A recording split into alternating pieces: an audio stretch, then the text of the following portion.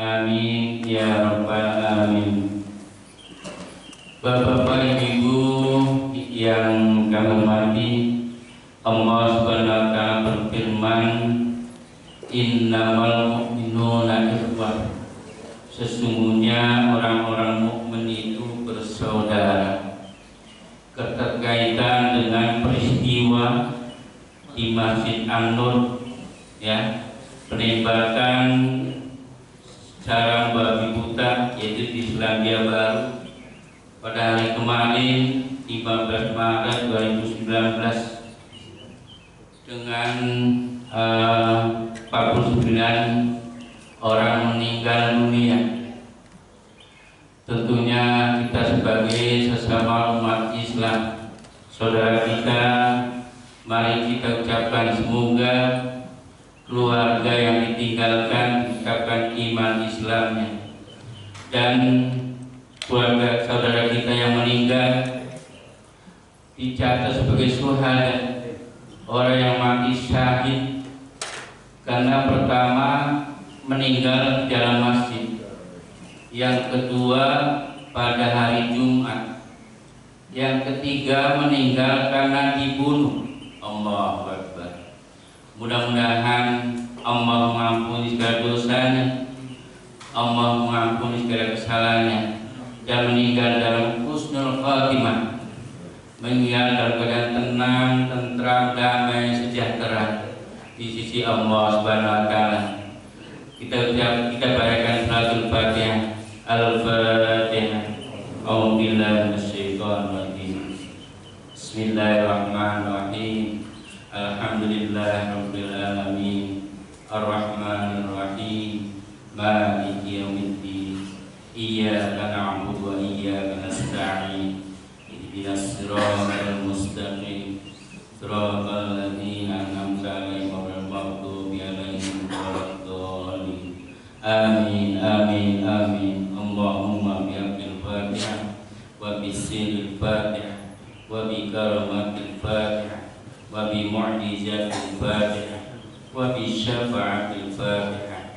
Ya farijal ham, ya kasibal gham, ya man yaghfirullahu wa yarham, rahmatka ya arhamar rahimin.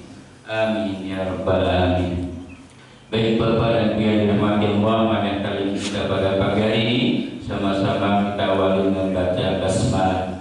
Bismillahirrahmanirrahim. Berasta ikhlasnya.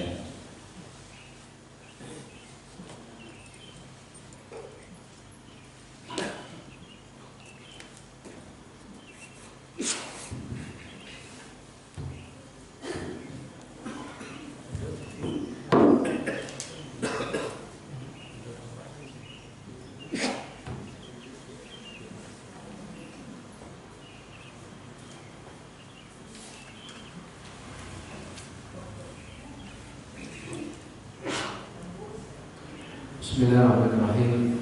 Assalamualaikum warahmatullahi wabarakatuh.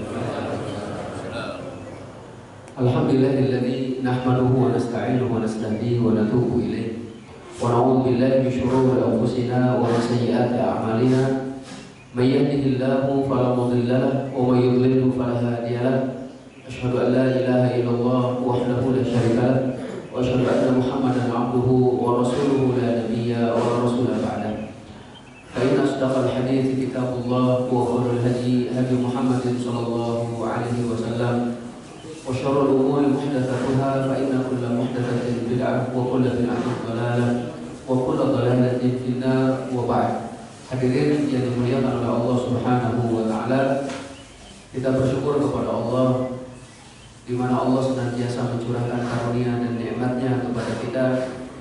Kembali saat ini pun dipermudah langkah kaki kita untuk sama-sama menjalankan kewajiban yang telah Allah Subhanahu wa taala tetapkan, itu sholat subuh berjamaah, yang kemudian kita akan melanjutkan untuk saling tawasul bil haq dan tawasul bis sabr, untuk saling memberikan nasihat dalam menetapi kebenaran dan memberikan nasihat untuk menetapi kesabaran. Karena hal inilah insya Allah yang akan menyelamatkan kita dari kerugian di dunia, terlebih lagi kerugian di akhirat. Barangkali kalau kerugian di dunia masih bisa kita perbaiki, akan tapi kalau sudah rugi di akhirat, sudah tidak ada lagi kesempatan untuk beramal. Ali bin Abi Thalib menyatakan bahwa al-yawma amalun la hisab. Pada hari ini yang ada adalah amal tanpa hisab. Sedangkan esok yaitu hari kiamat yang ada adalah hisab, sudah tidak ada lagi amalan. Alhamdulillah, pada hari ini kita berkumpul di rumah Allah yang dimuliakan olehnya, di bulan yang dimuliakan oleh Allah Subhanahu wa taala. Kita sudah masuk bahkan hampir pertengahan bulan Rajab.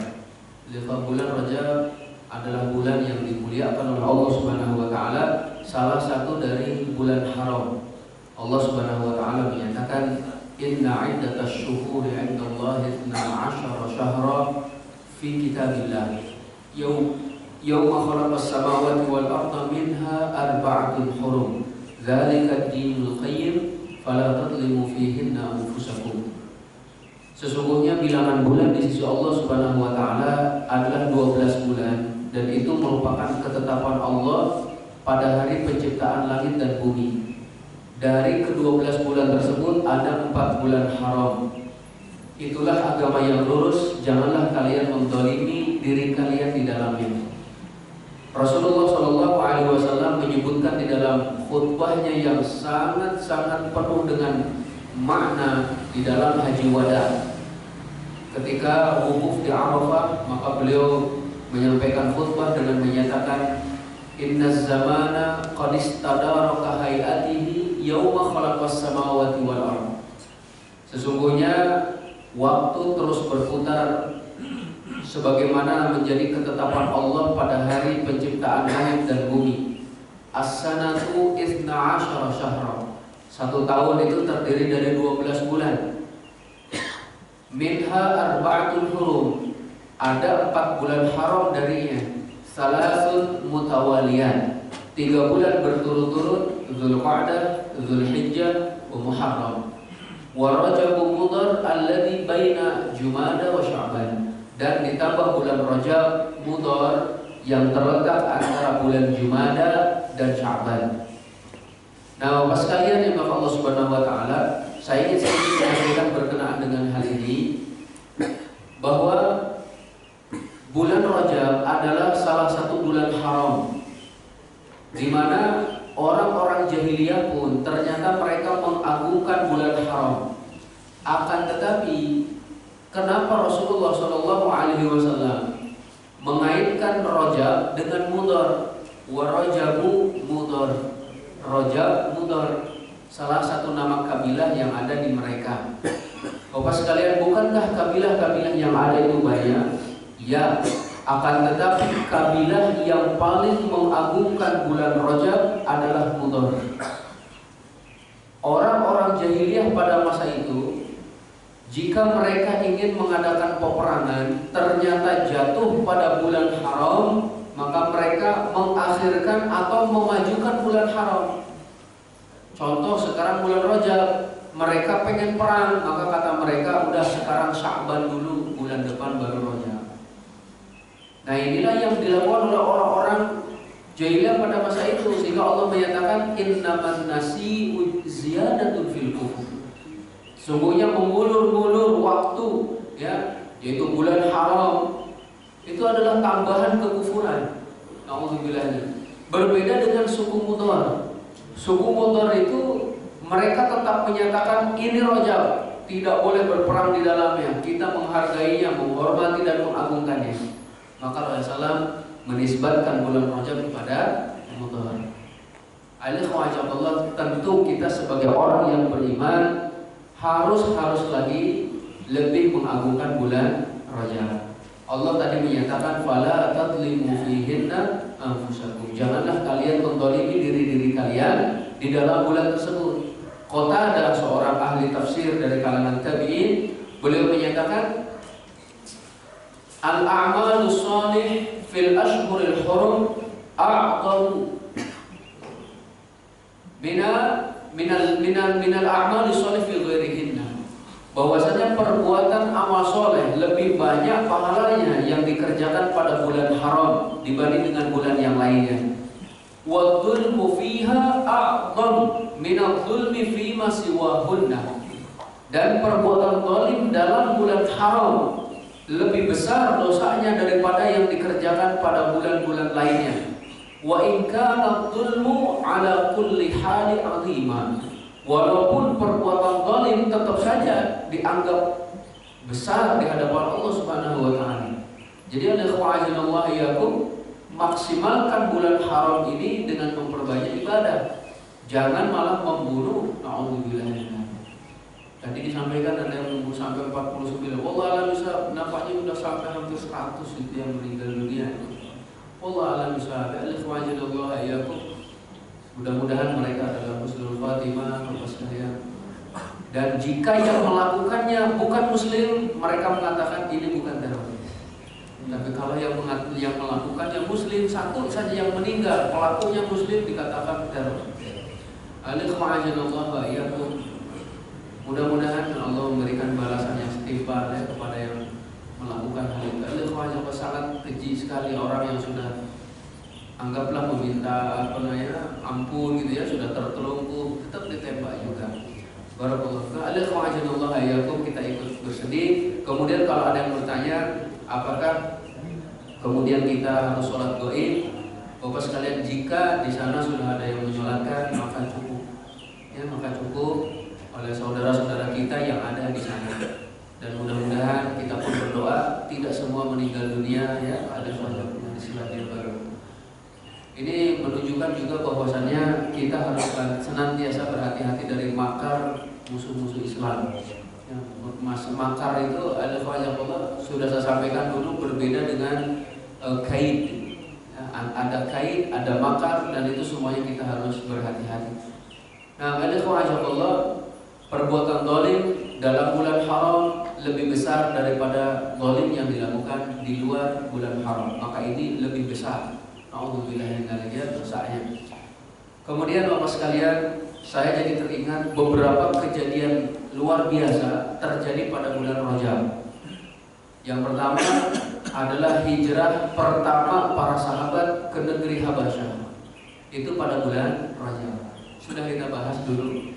Jadi para sahabat ketika mendapatkan tekanan, intimidasi, bahkan sampai pembunuhan, Rasulullah menyatakan hijrahlah kalian ke Habasyah. Karena di dalamnya ada seorang raja, tidak ada seorang pun penduduknya yang dizalimi. Masya Allah. Nah, dari sini pun para ulama menyatakan innallaha la yu'ayyidu daulah al-'adilah wa in kana kafir. Allah benar-benar akan menguatkan suatu negeri yang berbuat adil walaupun kafir. Wa innallaha la yu'ayyidu daulah adh-dhalimah wa in kana muslimah. Dan Allah tidak akan menolong sebuah negeri yang berbuat zalim walaupun muslim. Al-ikhwanillah ini juga sebagai pendorong bagi kita agar senantiasa berbuat adil, jangan berbuat zalim, karena Allah akan menguatkan satu negeri yang berbuat adil. Akhirnya mereka pun hijrah ke Habasyah dan itu dikejar ya, sudah kita sampaikan, mereka melalui laut. Kita jadi teringat kisahnya Nabi Musa dengan Fir'aun. Nabi Musa dikejar-kejar, ini para sahabat pun dikejar itu.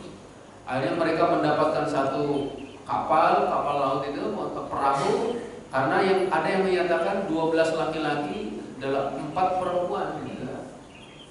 Barakallahu. Kemudian mereka naik, langsung berangkat. Orang-orang kafir akhirnya ketinggalan. Tapi mereka terus mengejar sampai ke Habasyah, sampai menemui rajanya itu, minta dikembalikan.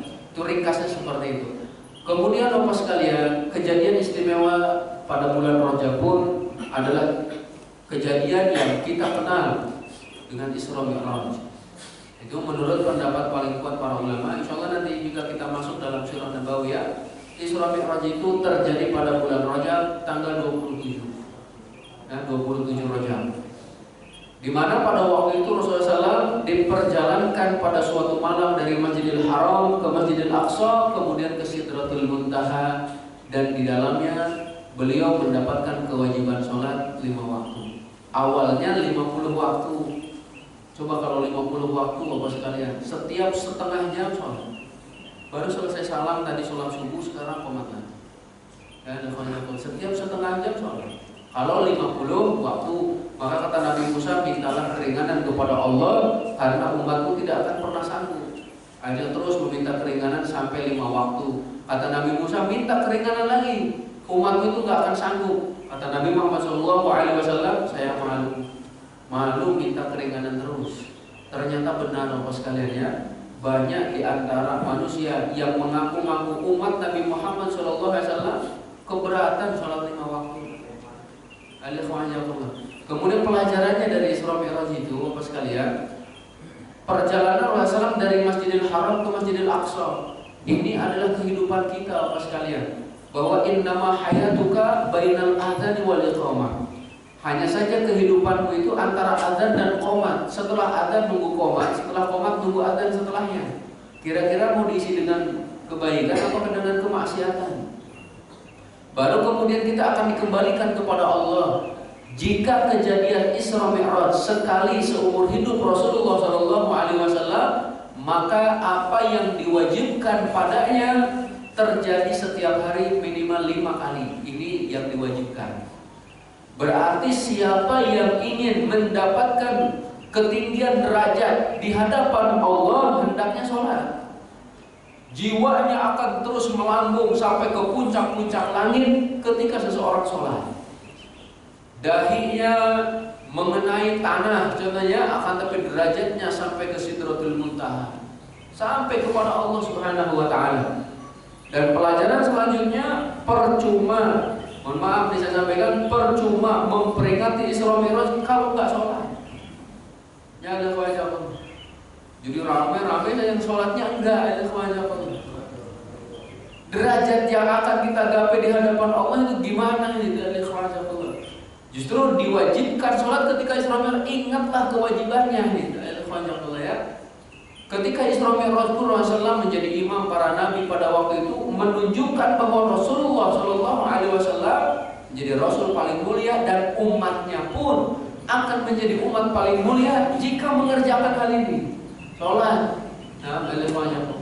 Nah, kemudian kejadian lagi yang terjadi pada bulan Rajab adalah perang Tabuk, Bapak sekalian, tahun ke-9 Hijriah, di mana pada waktu itu suasana ataupun cuaca paling sedang panas-panasnya. Kemudian sedang paceklik, krisis, ya kalau kita sebut barangkali itu krisis moneter.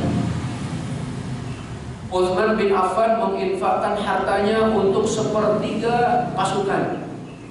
Jadi beliau menginfakkan harta yang begitu banyak sampai Rasulullah SAW menyatakan tidak akan berbahaya apapun yang dilakukan oleh Utsman bin Affan setelah hari ini, karena banyak yang diinfakkan. Ada yang menyatakan 100 ekor unta beserta tunggangannya. Kalau 100 ekor unta dikali 40 juta saja sekarang 4 miliar lah. Belum tunggangannya. Tunggangannya itu bisa berupa kurma, gandum, minyak sawit, kemudian juga perbekalan itu. Masya Allah, ada banyak sekali yang diinfakkan oleh Utsman bin Affan. Abu Bakar As-Siddiq menginfakkan seluruh hartanya. Umar bin Khattab setengah dari hartanya. Masya Allah, ini kalau para sahabat berlomba-lomba untuk berinfak pada waktu itu. Dan ternyata juga Bapak sekalian, pada perang Tabuk itulah dikisahkan oleh Allah Subhanahu wa Ta'ala dalam surat At-Taubah, laqad taballahu 'alan nabiyyi wal muhajirin wal ansar alladzina tabauhu fi sa'atil usrah. Allah telah mengampuni Rasulnya, muhajirin dan ansar yang mengikutinya dalam peperangan yang penuh dengan kesulitan, ataupun masa-masa yang penuh dengan kesulitan. Itulah perang Tabuk. Perang Tabuk dinamakan Sa'atul Usrah, saat yang sangat sulit. Sudah sangat panas, paceklik. Kemudian jarak antara Madinah dan Tabuk 778 km. Tidak naik Toyota Bapak sekalian, yang ada unta. Kalian bayangkan itu dari Jakarta ke Surabaya barangkali ya, ke Bali bahkan tuh. Bali ada kewajiban ya, naik unta. Bahkan untanya pun tidak cukup satu prajurit satu. Makanya satu unta bisa jadi 2 prajurit gantian. Ayo nih 5 kilo pertama kamu yang naik, 5 kilo kedua saya yang naik, gantian. Di tengah-tengah perjalanan karena kehabisan bekal Bapak sekalian, mereka terpaksa harus menyembelih unta. Beberapa ekor unta itu disembelih, sehingga Umar bin Khattab datang kepada Rasulullah, "Ya Rasulullah, kalau kita selalu menyembelih unta, kehabisan nanti kita, nggak ada kendaraan. Sedangkan satu ekor unta bisa untuk 2 orang, 3 orang gitu, saling bergantian. Bagaimana kalau engkau menyuruh kepada para sahabat, ya Rasulullah, siapapun yang memiliki sisa bekal makanan, apapun itu, berapapun jumlahnya, kumpulkan." Akhirnya Rasulullah setuju, udah seluruh sahabat yang merasa memiliki bekal seberapapun kumpulkan. Ada yang memberikan 1 genggam makanan gandum itu, itu menunjukkan sulitnya pada masa itu ya. Pokoknya semuanya dikumpulkan. Setelah dikumpulkan, Rasulullah kemudian berdoa agar diberikan keberkahan dalam makanan itu, dan seluruh prajurit disuruh untuk makan. Ternyata cukup Bapak sekalian. Itu merupakan mukjizatnya Rasulullah Shallallahu Alaihi Wasallam. Jadi pada waktu itu, Masya Allah ya, bayangkan saja 778 km sangat panas, kemudian keadaan paceklik. Masya Allah, kalau kita naik unta dari sini ke Bali kira-kira berapa hari, berapa malam? Ada yang menyatakan Rasulullah SAW baru pulangnya bulan Ramadan. Baru pulangnya berarti kan perjalanannya anggaplah 1 bulan perjalanan. Balik lagi karena perang Tabuk tidak jadi, maksudnya berangkat seperti itu ya, kemudian menunggu sejenak nggak ada ya, balik lagi. Insya Allah nanti disampaikan dalam Sirah Nabawiyah. Nah, dalam perang Tabuk pun Allah mengampuni 3 orang yang tidak ikut. Orang-orang munafik banyak yang tidak ikut, mereka beralasan pada Rasulullah.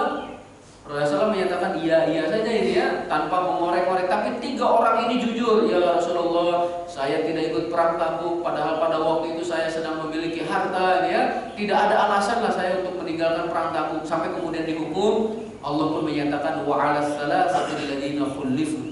Begitu juga kepada 3 orang yang tertinggal, mereka dapat ampunan dari Allah. Ka'ab ibn Malik, Hilal ibn Umayyah, Murarah ibn Rabi'. Mereka diampuni oleh Allah Subhanahu wa taala. Berarti turunnya ampunan Allah pada bulan Rajab ini. Selanjutnya kejadian juga pada bulan Rajab itu Allah adalah pembebasan Baitul Maqdis. Ya, Masjid Al-Aqsa pada masa Umar ibn Khattab itu pada bulan Rajab. Kuncinya langsung diserahkan kepada Umar bin Khattab. Dari Madinah ke Palestina hampir sama juga itu ya, jaraknya lebih dari 500 kiloan itu. Umar bin Khattab berdua, coba bayangkan. Itu menunjukkan bahwa Umar bin Khattab dan temannya itu mengetahui jalur ataupun jalan menuju Palestina. Karena pada waktu itu kan mereka melewati gurun pasir, belum ada Google Map, belum ada Waze gitu ya. Tahu coba Allah. Ketika sampai Baitul Maqdis, orang-orang bertanya, mana Umar bin Khattab yang sedang naik kendaraan atau yang sedang menuntun? Ternyata Umar bin Khattab yang sedang berjalan, yang menuntunnya. Karena gantian, terkadang Umar bin Khattab naik, terkadang temannya itu naik. Nah, mendekati Masjidil Aqsa, Umar bin Khattab kebagian turun. Itu menunjukkan tawadhu sekali ya Amirul Mukminin. Coba kalau ada sekarang pemimpin kayak gitu, itu Masya Allah. Ya, Masya Allah. Kejadian ini ya, yaitu perang tadi pembebasan Baitul Maqdis pada bulan Rajab. Kemudian pada masa Salahuddin Al-Ayyubi 583 Hijriah, ini pun pada bulan Rajab juga, Masya Allah. Pembebasannya setelah sekitar 88 tahun tidak terdengar adzan dari Baitul Maqdis itu. 88 tahun karena dikuasai oleh tentara salib pada waktu itu ya. Tidak ada adzan, tidak terdengar. Para ulama mempersiapkan generasi yang akan membebaskan Masjidil Aqsa 80 tahunan. Masya Allah. Coba orang-orang Indonesia sudah berapa tahun ya mempersiapkan generasi untuk membebaskan Masjidil Aqsa. Kalau contohnya dari masa kemerdekaan saja sampai saat ini kan udah 70 Anggaplah 74 tahunan. Para ulama sudah mempersiapkan generasi itu. Mudah-mudahan lahir nanti ya ikhwanullah Salahuddin Al-Ayyubi baru. Kemudian juga Bapak sekalian, kejadian yang lainnya, banyak para ulama pencetak sejarah meninggal pada bulan Rajab. Contoh Umar bin Abdul Aziz. Beliau meninggal pada tanggal 24 Rajab. Usianya waktu itu 39 tahun. Masih muda, 39 tahun. Beliau sudah memegang jabatan kekhalifahan kurang dari 3 tahun. 3 tahun itu Bapak sekalian, keadilan merata. Tidak ada serigala makan kambing, tidak ada. Aman saja, kambing pun sampai aman ya. Bahkan kalau ada orang yang membawa harta infak berkeliling, tidak ada yang mau menerimanya. Udah kaya semua. Makanya benar, yang harus kita usahakan adalah memberantas kemiskinan, bukan memberantas orang-orang miskin. Ini betul sekali. Iya, iya. Jadi keadilan itu merata. Ada khawajatullah ya. Barakallahu fikum. Ada khawajatullah ya. Kemudian juga Umar bin Abdul Aziz, sebagian para ulama menganggapnya khalifah yang ke-6. 4 khalifah kita kenal, Abu Bakar, Umar, Utsman, Ali. Kemudian yang kelima Al-Hasan ibni Ali. Di mana pada waktu itu kan ada beberapa kubu gitu ya, ada minimal 2 kubu yang kemudian kekhalifahan diberikan kepada Muawiyah. Akhirnya bersatulah kaum muslimin, itulah yang dinamakan Amul Jamaah. Kaum muslimin bersatu kembali. Masya Allah. Sebelumnya kan ada yang ikut Ali bin Abi Thalib, ada yang ikut Muawiyah. Nah pada masa Al-Hasan, jabatan itu diberikan kepada Muawiyah, maka bersatu kembali kaum muslimin. Nah, khalifah yang ke-6 adalah Umar ibn Abdul Aziz. Islam tidak melihat usia apa sekalian. Usianya 39 tahun, tapi Islam melihat apa yang diberikan kepada Islam. Apa andil kita itu untuk Islam. Kalau kita punya ilmu, ilmu kita untuk Islam. Kita punya harta, harta kita untuk Islam. Kita punya tenaga, tenaga pun untuk Islam. Berapapun usia kalian itu, Islam tidak memandangnya. Maka untuk menjadi khalifah pun tadi 39 tahun bahkan sudah meninggal dunia. Kemudian siapa lagi? Imam Abu Hanifah 150 Hijriah, meninggalnya pada bulan Rajab. Imam Abu Hanifah itu bukan orang Arab, Bapak sekalian. Kalau ada yang menyatakan Islam hanya untuk orang Arab, Abu Hanifah bukan dari Arab. Kemudian juga kalau dari ini saya keluar dari pembahasan, kalau dalam masalah tafsir contohnya, banyak ulama tafsir bukan dari Arab. Contohnya Imam Zamakhsyari saja, walaupun dari sisi akidah beliau Mu'tazilah, tapi dari sisi bahasa para ulama menjadikannya sebagai referensi. Jadi salah satu referensi bahasa adalah tafsir Az-Zamakhsyari itu Al-Kasyaf. Bukan dari Arab juga. Imam Bukhari ya, yang menulis Sahih Bukhari bukan orang Arab.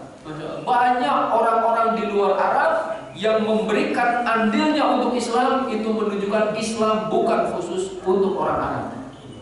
Nah,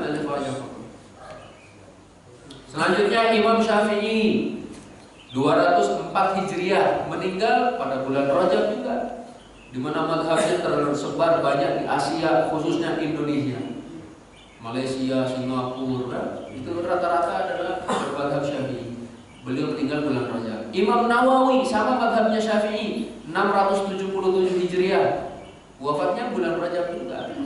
Jadi banyak para ulama yang meninggal pada bulan Rajab. Itulah beberapa keistimewaan ataupun beberapa kejadian yang berlangsung pada bulan Rajab. Dan kita saat ini berada pada bulan Rajab. Alhamdulillah wa iyyakum. Banyak hadis-hadis palsu yang tersebar dalam bulan Rajab. Mungkin tidak saya sampaikan saat ini. Kita sampaikan dikit sirah nabawiyahnya ya, biar ada tambahannya. Alhamdulillah, sudah kita sampaikan berkenaan dengan dakwah Rasulullah SAW. Kemudian Abu Bakar As-Siddiq sudah masuk Islam. Kemudian juga Ali bin Abi Thalib sudah masuk Islam ya. Dan selanjutnya kemudian sampai kita membahas gangguan dan juga apa yang dikerjakan oleh orang-orang kafir sampai menyiksa kaum muslimin. Alhamdulillah. Maka saat ini kita masuk ke rumah Al-Arqam. Ya, rumah Al-Arqam ini Bapak sekalian terletak di Bukit Sofa. Jadi bayangkan bapak-bapak yang sudah umroh dan haji. Nah, kita kan naik ke Bukit Sofa untuk sa'i itu. Nah, Di sebelah sanalah ada rumah Al-Arqam Ibni Abil Arqam. Wallahu a'lam bishawab. Jadi setelah penganut Islam semakin banyak, sehingga Rasulullah SAW berpikir harus ada tempat penggemblengan, harus ada markas untuk bertemu antara Rasulullah SAW dengan para sahabat. Mereka agar menuntut ilmu, ya, kemudian juga kalau terang-terangan sudah pasti langsung terciduk, langsung diambil, bisa jadi pulang-pulang tinggal nama. Rasulullah pun memikirkan strategi dakwahnya, maka dipilihlah rumah Al-Arqam Ibni Abil Arqam. Saya baca di sini, rumah Al-Arqam itu terletak di atas bukit Sofa dan pintu bagian belakangnya bisa dimasuki tanpa kelihatan oleh orang lain. Ada pintu depan, ada pintu belakang. Nah, mereka lewat pintu belakang tanpa diketahui. Bisa jadi karena sekarang udah tertutup itu bukit Sofa, ya. Bisa jadi mereka lewat belakangnya ini nggak kelihatan. Dan bukit Sofa itu kan dekat dengan Ka'bah, ya. Orang-orang Ka'bah itu biasa kumpul di dekat Ka'bah itu. Maka jika masuk dari pintu belakang nggak ada yang mengetahuinya. Rasulullah SAW menjadikannya sebagai pusat dakwah pada tahun kelima kenabian. Nah, tahun kelima kenabian inilah nanti terjadi hijrah pertama ke Habasyah tadi, ya, yang kita sampaikan. Di sanalah para sahabat belajar Al-Quran kepada Rasulullah, mengkaji sunnah Rasulullah menggemblengnya, Masya Allah. Itu, dan kemudian lahirlah dari rumah ini generasi-generasi militan, Masya Allah. Nah, saya baca di buku yang satunya, materi pelajaran di Darul Arqam, ya. Al-Quran adalah satu-satunya yang dipelajari di Darul Arqam. Kemudian gini, Al-Arqam itu kenapa dipilih Darul Arqam? Bukan rumahnya Abu Bakar, bukan rumahnya Rasulullah SAW, bukan rumahnya siapa itu, Ali bin Abi Thalib contohnya. Kenapa? Alasannya yang pertama, bahwa keislaman Al-Arqam Ibni Abil Arqam belum dikenal. Dan juga Bapak sekalian, beliau ini orang yang masih muda pada waktu itu, usianya sekitar 16 tahunan. 16 tahun sudah masuk Islam, Masya Allah. Yang kedua, Al-Arqam berasal dari Bani Makhzum, ya, dari suku Makhzum itu. Di mana suku Makhzum ataupun Bani Makhzum adalah kelompok atau kabilah yang sangat memusuhi Rasulullah SAW. Coba sebutkan siapa lagi tokoh orang kafir yang sangat memusuhi Rasulullah dari Bani Makhzum? Abu Jahal, Abu Jahal itu dari Bani Makhzum. Kemudian dulu sebelum masuk Islam, Khalid bin Walid dari Bani Makhzum. Sehingga orang-orang tidak percaya kalau Rasulullah SAW menjadikan markasnya di kabilah yang paling membencinya, paling memusuhinya, Bani Makhzum. Yang kemudian juga Al-Arqam tadi adalah orang yang masih muda, sehingga tadi orang-orang tidak menyangka kalau beliau sudah masuk Islam. Itu diantara alasan kenapa dipilihnya rumah Al-Arqam Ibni Abil Arqam. Pelajarannya Bapak sekalian dari ini, yang pertama, pentingnya berjamaah di masjid. Karena sangat jauh perpautannya antara sholat sendirian dengan di rumah dan juga sholat berjamaah di kalangan kaum muslimin. Alhamdulillah banyak keistimewaan sholat berjamaah, dan ini menunjukkan kenapa para sahabat contohnya belajar di rumah Al-Arqam itu nanti untuk merintis sebuah jamaah. Nah, di kita Bapak sekalian, untuk merintis hal tersebut coba rintis dari sholat berjamaah. Semakin solid sholat berjamaah, maka mudah-mudahan ukhuwahnya pun semakin kuat. Di antara hikmah sholat berjamaah itu Bapak sekalian, kita bisa tabadulul arah, bertukar pikiran. Masya Allah. Kalau di rumah saja bagaikan katak dalam tempurung itu. Kalau dia orang yang berilmu, merasa paling berilmu dan tidak tahu keadaan sesama, contohnya itu kan kurang.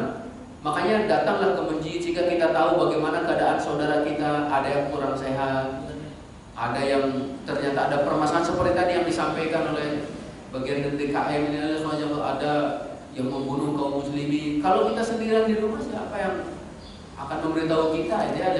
Termasuk Allah dulu pun ketika Syekh Ahmad Yasin, padahal beliau kan mama lumpuh ya, beliau ini lumpuh, selalu berada di kursi roda, tapi Amerika takutnya bukan main sama beliau, Masya Allah. Sampai kemudian beliau dibom untuk membunuh satu orang, dibom cuma. Meninggalnya pada waktu subuh, dibomnya itu. Orang yang menyolatkannya orang-orang yang ikut sholat subuh. Yang pertama kali bertakziah orang yang ikut sholat subuh. Banyak keistimewaan sholat subuh itu ataupun sholat berjamaah di masjid. Barakallahu fikum Bapak sekalian yang Allah Subhanahu wa taala. Kemudian juga pelajaran yang kedua, pentingnya memiliki sahabat yang baik dalam kehidupan seorang muslim.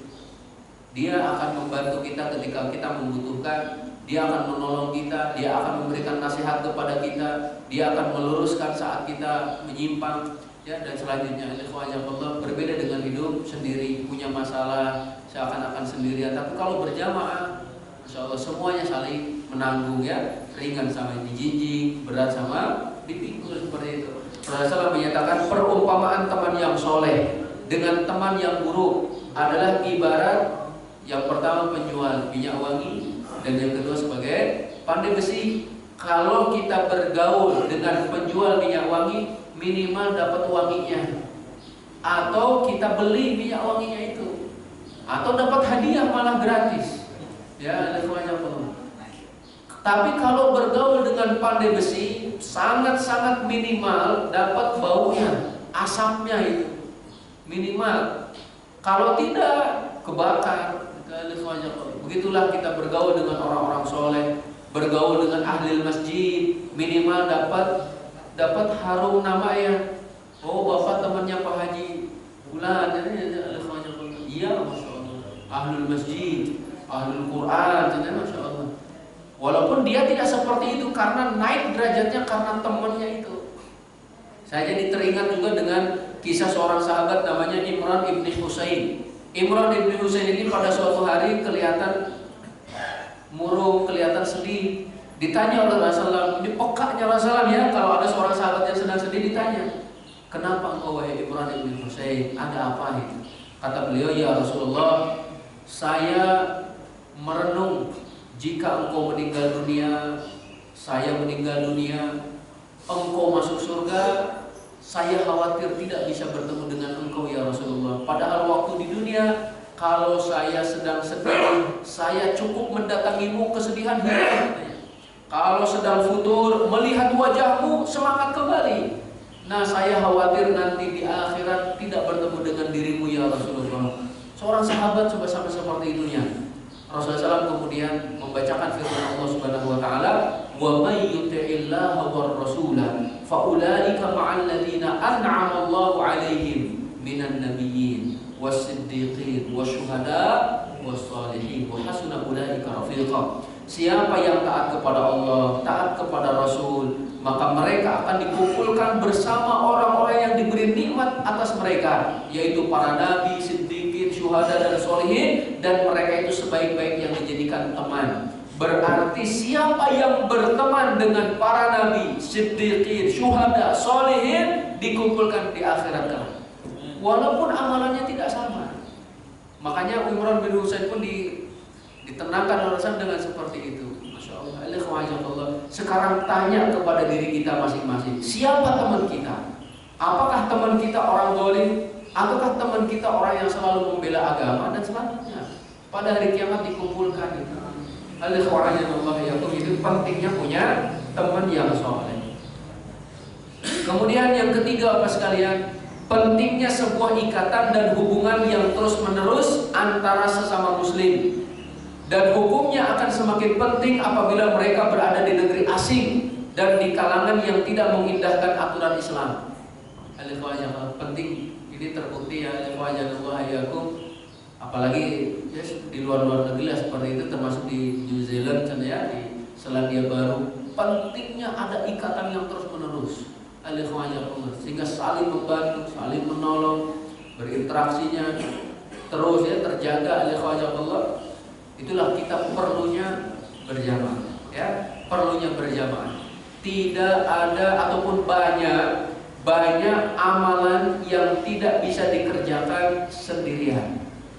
Termasuk sholat berjamaah pun gak akan terjadi jamaah kalau sendirian. Untuk bangun masjid pun kalau sendirian mungkin bisa tapi lama, nggak tahu selesainya kapan ya. Untuk ngangkat kayak gitu aja berat, itu ada suaranya pun. Sekarang ada alat berat, coba aja sendirian walaupun ada alat berat kan bisa. Jadi kita harus memiliki ikatan sosial, ikatan dan hubungan yang terus menerus di antara kita.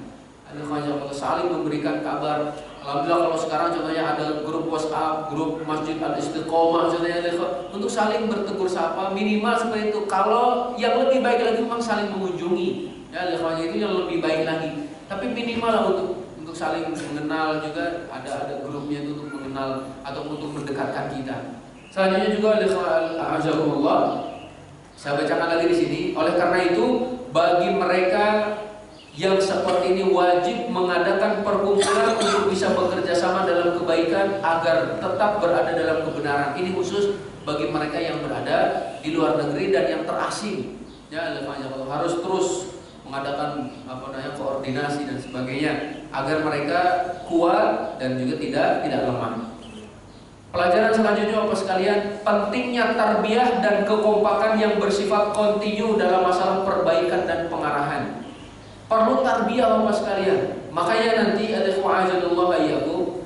Sebenarnya kita kalau hanya bertemu sebulan sekali kurang. Tapi alhamdulillah rata-rata di tiap masjid tiap pekan contohnya gitu ya ada pengajian. Alhamdulillah ada Allah.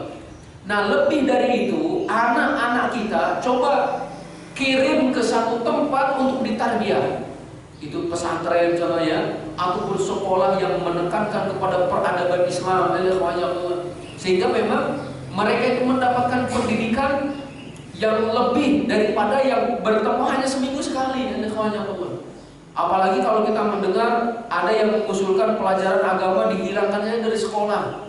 Gimana coba di mana pendidikannya? Muncullah nanti generasi-generasi yang berani sama guru. Kita bisa baca, kita bisa nulis, kita bisa berhitung dan sebagainya, itu kan karena guru. Kalau guru sudah tidak dihormati, gimana? Barakallahu fikum ya. Jadi perlunya tarbiyah. Kalaulah kita contohnya orang tua sudah menganggap kami gak mungkin lagi tiap hari masuk contohnya 8 jam lagi belajarnya. Ya anak-anak kita apa sekalian persiapkan anak kita melalui satu lembaga untuk menjadi generasi yang mengharumkan Islam insyaallah. Pentingnya tarbiyah. Rasulullah pun menarbiyah mereka. Coba Rasulullah kalau berpikir barangkali udahlah kita seminggu sekali saja, kan tidak. Perlu ada tempat kata Rasulullah. Setiap hari yang mereka ke sana. Dan ternyata lahirlah generasi-generasi militan. Maka kalau kita sebulan sekali aja jarang, gimana mau jadi generasi militan gitu ya? Pentingnya tarbiyah dan kekompakan yang sifatnya kontinu. Nah, kata penulis pun di sini, tarbiyah yang baik tidak bisa diraih dengan mudah dan dengan jalan pintas karena dia bukanlah sebuah kalimat yang cukup sekedar disampaikan dan setelah itu selesailah tugas sang pendidik. Beda antara taklim dengan tarbiyah. Terkadang kalau taklim itu menyampaikan transfer ilmu, pulang selesai gitu. Kalau udah selesai udah pulang. Tapi kalau tarbiyah harus ada bekasnya apa sekalian. Hari ini kita menyampaikan ini, maka harus ada pengaruhnya. Tarbiyah ada kewajiban. Maka nanti silakan nanti dibuka juga atau nanti saya sampaikan di sini ada karakter generasi awal, generasi Rasulullah SAW. Dalam buku lain disebutkan ada minimal 10 karakter generasi awal yang menyebabkan mereka mengharumkan sejarah. Masya Allah, 10. Mudah-mudahan saya tidak lupa nanti bulan depan bisa kita bawa insya Allah itu Allah. Akan tapi kalau secara umum kalau penulis buku di sini hanya menyebutkan beberapa hal saja ya. Nah, barakallahu fikum. Saya baca lagi di sini. Yang wajib dilakukan bagi setiap dai, murabi dan setiap guru adalah bagaimana mengambil pelajaran penting dari rumah Al-Arqam. Tatkala Rasulullah SAW berupaya keras untuk mengumpulkan sahabatnya sesaat demi sesaat, sehari demi sehari untuk mentarbiyah mereka, memberikan pengarahan tentang agama. Itu adalah sebuah pelajaran penting bagi setiap yang bertindak sebagai penanggung jawab, sebagai ayah, sebagai seorang muslim, atau sebagai seorang dai yang mengajak kepada Allah. Oleh karena itu, sangat penting bagi orang tua dan pendidik untuk memperhatikan dengan siapa anak-anak dan murid-murid mereka berkumpul. Insyaallah. Ada seorang ahli pendidikan yang menyatakan, luangkan setiap harinya 20 menit untuk ngobrol dengan anak. Jadikan anak itu teman, bukan anak, dalam 20 menit itu. Ajak ngobrol, ya, bagaimana kabarnya, tadi ada apa saja. Pokoknya ajak seperti teman lah, biasa gitu. Ajak 20 menit itu kata ahli pendidikan. Masya Allah, mari kita sama-sama melaksanakannya. Kemudian juga ada yang menyatakan yang lainnya, jika kita sibuk seharian dan seorang ayah itu memang kerjanya di luar, dari pagi pulangnya sore maghrib lah pulang di rumah, maka dari maghrib sampai jam 9 malam tidak ada gadget, tidak ada televisi, tidak ada apa, gunakan untuk waktu dengan anak. Ya, setelah seharian kita jauh dari anak, dikhawatirkan nanti tidak ada kenangan manis antara anak dengan ayah. Maka dari maghrib sampai isya khusus untuk anak. Barakallahu fikum. Sampai di sini dulu Bapak sekalian. Insya Allah pada kesempatan yang akan datang kita sampaikan hijrah ke Habasyah atau tentang tadi karakter para sahabat radhiyallahu anhum ajma'in. Alhamdulillah, jazakallahu khairan pada Ustaz Abdul Qadir yang akan menyampaikan pelajarannya pada pagi hari ini, itu terkait banyaknya peristiwa yang terjadi di bulan Rajab. Mudah-mudahan apa yang telah disampaikan akan meningkatkan keimanan dan ketakwaan kita kepada Allah Subhanahu wa taala. Kita langsung saja pada sesi tanya jawab. Silakan. Bapak dan Ibu. Ibu-ibu, ada ibu? Enggak ada, alhamdulillah. Bapak-bapak ada? Ada, ada ya, alhamdulillah.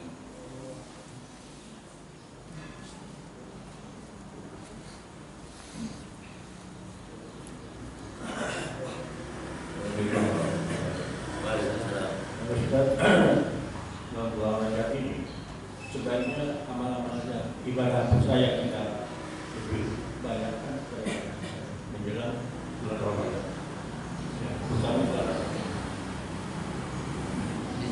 Itu saja. Ya. Barakallahu fikum. Amalan apa yang kita kerjakan di bulan Rajab? Jadi secara umum perbanyaklah amal soleh.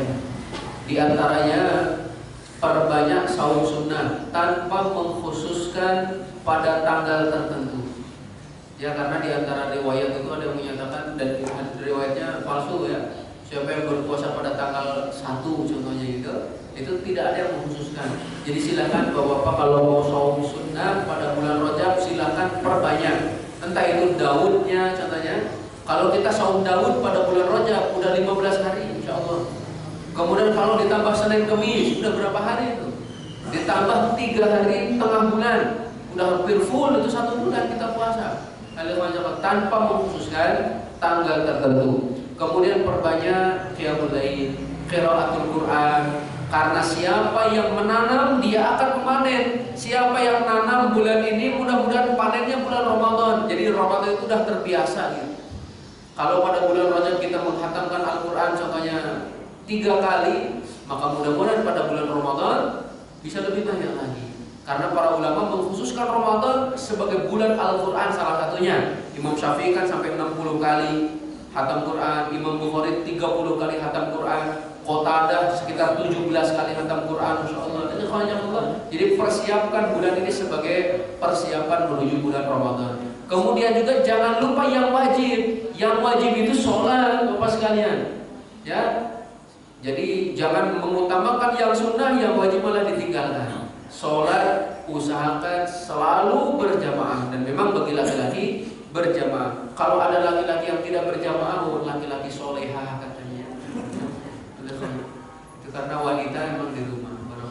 Jadi intinya silakan perbanyak amal soleh, termasuk sedekah. kemudian silaturahim, birrul walidain ya, dan yang lainnya. Barakallahu. Alhamdulillah cukup. Baik, kita ucapkan terima kasih sekali lagi untuk Ustaz kita. Semoga Allah menambah kebaikan untuk beliau dan untuk kita semua. Dan untuk besok pagi, insya Allah Al-Karim Ustaz Imam Sujowo, mudah-mudahan kita semua diberikan kesehatan dan diberikan kesempatan untuk bisa hadir untuk mengikuti acara tersebut. Dan pada akhir kita pada pagi hari ini sama-sama kita akhiri dengan hamdalah dan doa kafaratul majlis. Alhamdulillahirabbil alamin. Subhanakallahumma wa bihamdika asyhadu an la ilaha illa anta astaghfiruka wa atubu ilaik. Wabillahi taufiq wal hidayah. Wassalamualaikum warahmatullahi wabarakatuh.